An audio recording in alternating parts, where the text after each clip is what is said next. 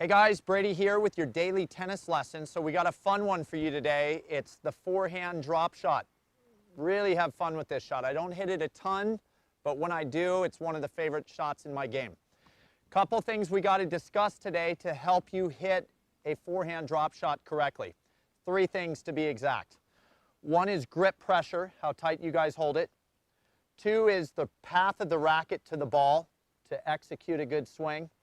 And then the angle of the strings is really important because a lot of times we might have the right grip pressure and the right racket path, and if the angle of the strings isn't perfect, we don't get a good resulting drop shot. So let's initially touch base on grip pressure.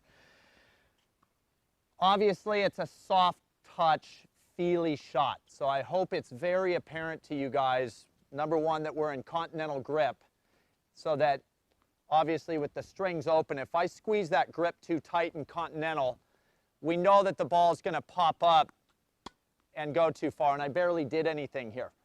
So on a scale of 1 to 10, 1 being as light as I can hold the racket, 10 being as firm as I can hold the racket, I like to set my drop shot position holding the racket about a 4, because if I'm too loose to begin with, maybe the setup of the shot isn't great.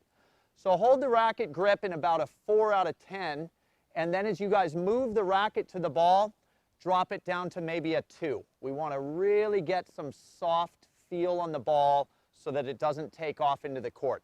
So let's have a look at just how light I hold the grip, and I'll hit a couple drop shots here. And I think you get the feeling. I'm being very delicate with the shot, trying to really feel the ball absorb into the strings. I don't want to feel that hard contact where it takes off quickly. All right, now, racket path. How do we get the racket into the tennis ball to create a solid drop shot? As you guys can see, the way I set it is very similar to my forehand volley. I want to feel the strings lay back slightly, and I want the strings to start somewhere about shoulder height. I think what happens a lot, a big mistake a lot of you make out there, is that because the drop shot, the result is meant to be kind of a small shot or a short shot, we get this really short little punch stroke that doesn't have enough kind of length in the swing to even get the ball over the net. So one thing you'll notice is I definitely cover a decent amount of ground from my set position into the tennis ball. I'm making this full move right here. So let's have a look at that. Racket sets nice and high by the shoulder, strings are laid back, and there's definitely some length into my follow through. Let's have a look at that one more time.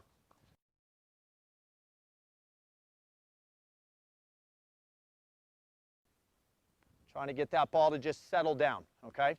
Now that last one, good example of why the racket angle is so important. That last one I hit carried a little bit too far. I think my opponent would get to that.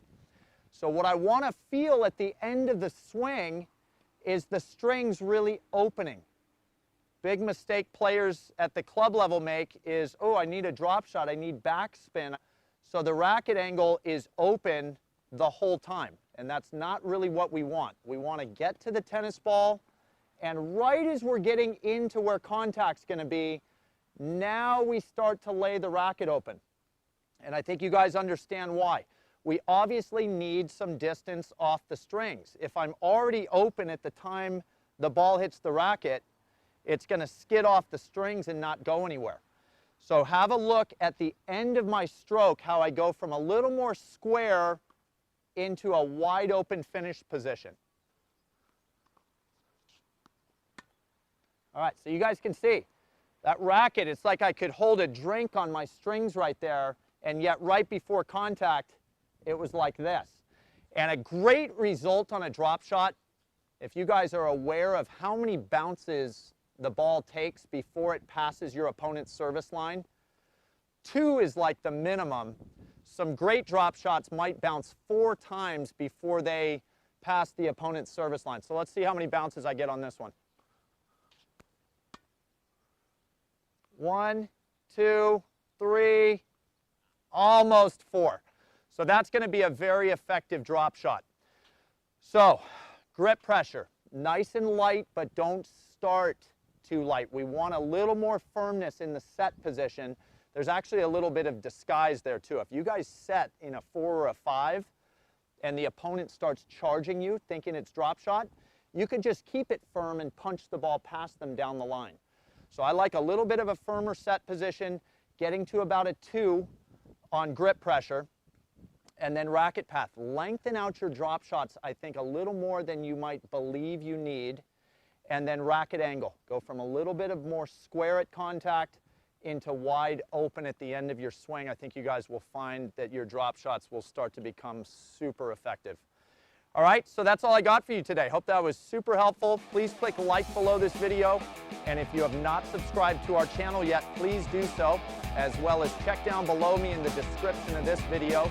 You'll find the link to 3 free courses Mark and I have put together. I think you'll find those very helpful as well. So until next time, be well, and we'll see you soon at Daily Tennis Lessons.